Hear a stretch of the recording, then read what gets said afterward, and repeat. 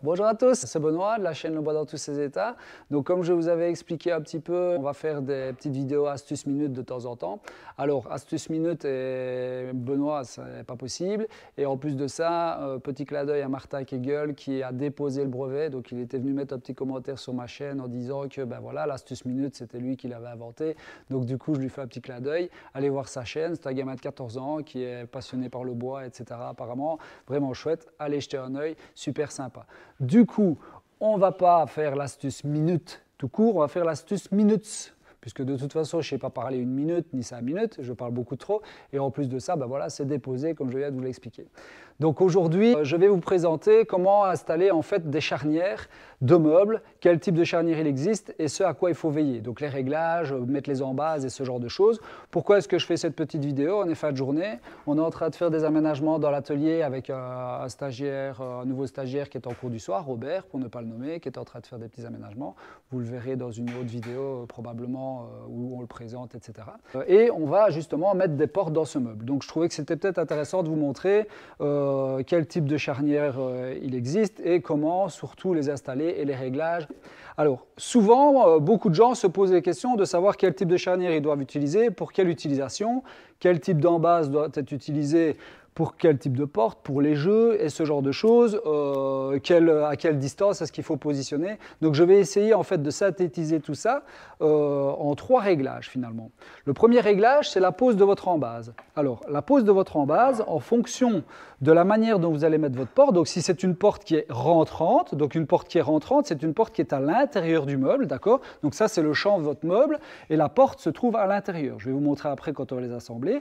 Là, dans ce cas-là, vous devez mettre votre embase à 57 mm du bord avant de votre corps de meuble. Ça, c'est pour les portes qui sont rentrantes.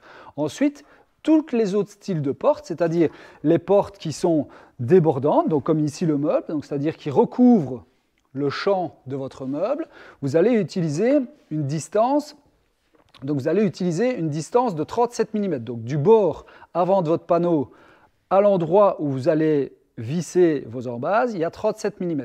Et puis alors après, il y a les portes semi-recouvrantes, c'est-à-dire que vous avez une porte de part et d'autre d'un montant de votre meuble. Pareil, l'embase se situe à 37 mm du corps de votre meuble, donc du champ avant du corps de meuble. OK ? Alors, ça, vous avez déterminé le type de porte que vous allez mettre, donc soit des portes rentrantes, soit des portes débordantes ou semi-débordantes.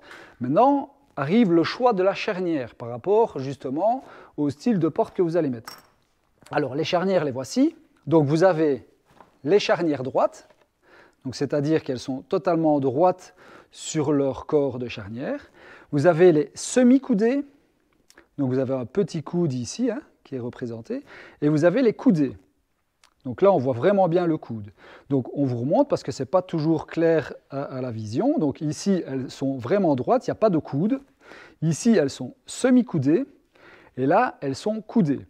Alors, pour faire simple, vous avez la droite qui recouvre le meuble, vous avez la semi-coudée qui recouvre à moitié le meuble, puisqu'en fait, elle va recouvrir la moitié du champ de votre panneau, quand vous avez une porte d'un côté et une porte de l'autre côté d'un même panneau. Et puis, vous avez la coudée complètement, qui, elle, est pour l'intérieur du meuble.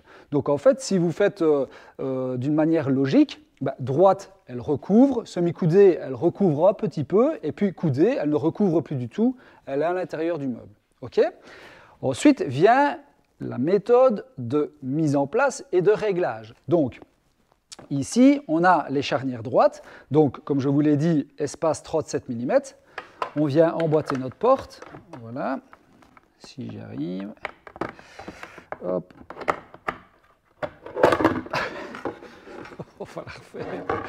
On va la refaire ça.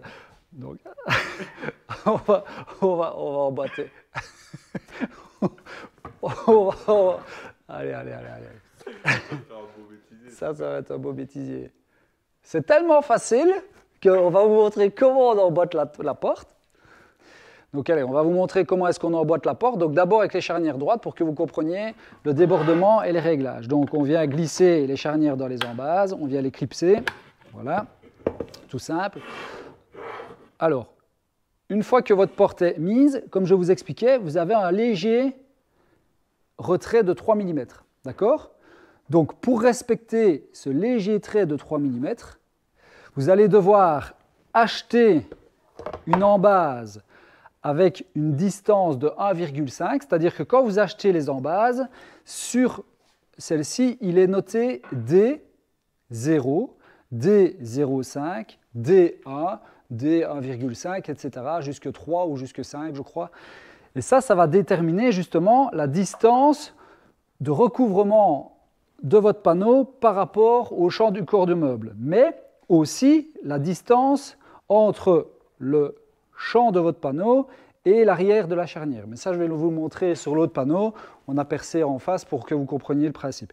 Donc, pour que tout fonctionne, ce qu'il faut retenir, c'est vous achetez des embases 1,5 et vous mettez une distance C de 4 mm. Donc, la distance entre le corps, l'avant de votre porte ou le champ de votre porte et la partie intérieure de votre charnière, c'est 4 mm. Et là, vous ne saurez jamais vous tromper pour les charnières droites et pour les charnières semi-coudées. D'accord? Donc, une fois que ça c'est fait, si vous devez régler vos charnières, donc elles sont notées, elles sont mises comme ceci, si vous devez régler vos charnières, vous avez 2 vis, 3 vis même sur ces charnières-ci de réglage. Donc, vous avez une vis ici qui permet au panneau d'avancer et de reculer, cette vis-ci qui permet de faire pivoter le panneau, et puis alors vous avez encore ici une excentrique qui permet de relever la porte. Ça, c'est vraiment pour les réglages basiques. Alors, donc ça, c'est pour la charnière qui est recouvrante. Ensuite, donc comme je vous ai dit, maintenant on va passer à la semi-coudée. Donc la semi-coudée, pareil. Alors, normalement, on a mis des embases des deux côtés, voilà. On vient les emboîter pareil. Normalement, ça doit aller tout seul. Hein, Louis? Ça va tout seul? Ou ça va tout seul? Voilà, c'est emboîté. Donc là, vous voyez, elle recouvre la moitié du champ. Et je vais mettre l'autre. On a essayé de faire ça bien pour que vous compreniez facilement le principe. Donc je viens aligner la suivante ici. Voilà, voilà. OK. Donc là, on a des semi-coudées. Donc je vous remontre ici à l'intérieur. Des charnières semi-coudées. D'accord? Et les charnières semi-coudées, c'est pour avoir des portes qui recouvrent un seul champ de part et d'autre, et vous savez les ouvrir sans qu'elles ne touchent. Donc vous avez un corps de meuble, vous avez une penderie par exemple à droite, vous avez des étagères à gauche, et un seul montant au milieu, vous prenez des semi-coudées, et vous pouvez avoir un jour de 3 mm. Dans ce cas-là, pareil, les charnières à 4 mm du bord de votre champ de panneau, et une embase 1,5. Donc ça, c'est pour les semi-coudées et les charnières droites. Ensuite, maintenant, on va passer à la charnière coudée complètement. Donc ça, c'est pour les portes qui sont rentrantes. Donc hop, je vais retourner mon système. Là, dans ce cas-là, pour les portes rentrantes, on a la subtilité, c'est que l'embase doit se trouver à 57 mm du bord et non pas à 37 mm du bord.